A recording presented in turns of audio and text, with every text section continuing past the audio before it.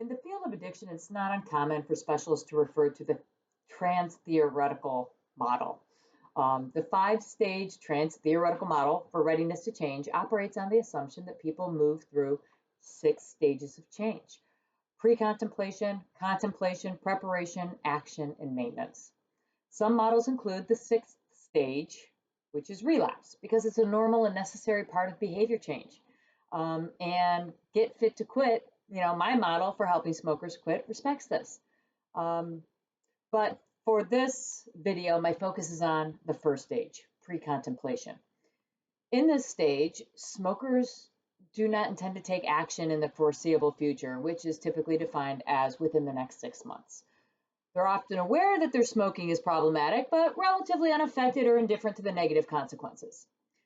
The reason for not moving out of this stage can be packaged into the 4 R's: rebellion, resigned, reluctance, rationalizing.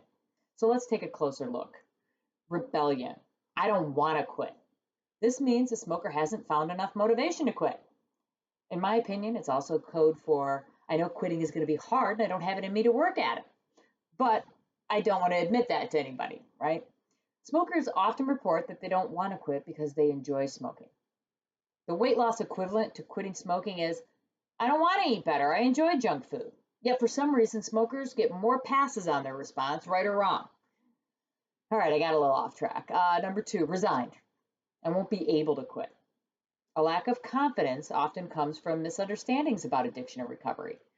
Failed quit attempts are often processed by smokers as an inability to quit rather than valuable and necessary practice with quitting. Third R, reluctance. I'm afraid to quit. The fear that smokers experience over quitting is the result of not being prepared for life as a non-smoker. There's no difference than the fears others experience over giving a speech or taking a test. In all of these cases, fear can be reduced with preparation and practice. And finally, rationalizing.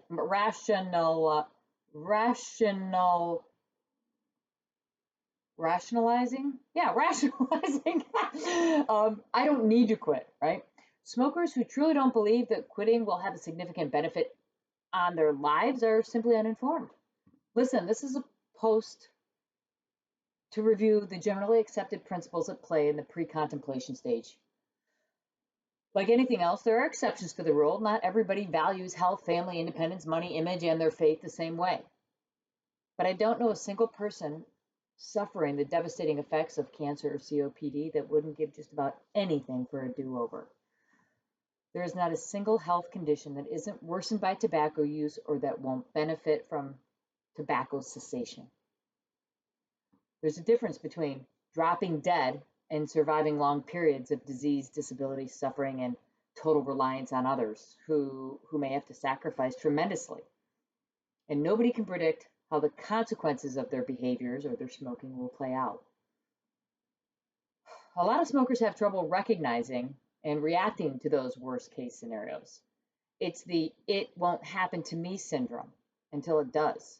It is so hard to make a commitment to doing something that's difficult and that the consequences of doing aren't current, right? The consequences are in the future. It's also really hard to motivate yourself to do something that on some level you don't really want to do. This post isn't a judgment, or this video rather, isn't a judgment on smokers that are still in the pre-contemplation stage.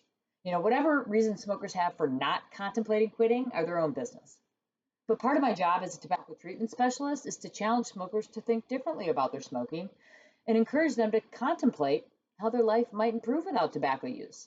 And that conversation can only begin after understanding what precedes it, which is the pre-contemplation stage. For smokers who recognize that they're in the pre-contemplation stage, maybe watching a video like this can move the needle. I hope I've made a good argument for how talking things over with a tobacco treatment specialist might facilitate a smooth transition into the next stage. Remember, the transtheoretical model operates on the assumption that people do not change behaviors quickly or decisively, but rather slowly and continuously through a cyclical process. In other words, it doesn't even make sense for a smoker in pre-contemplation to make a quit attempt. Since you're watching this inside my Get Fit to Quit program portal, you've already moved through pre-contemplation, contemplation, and into preparation. Action and maintenance are ahead of that. But don't look too far ahead. Doing so can paralyze growth and progress.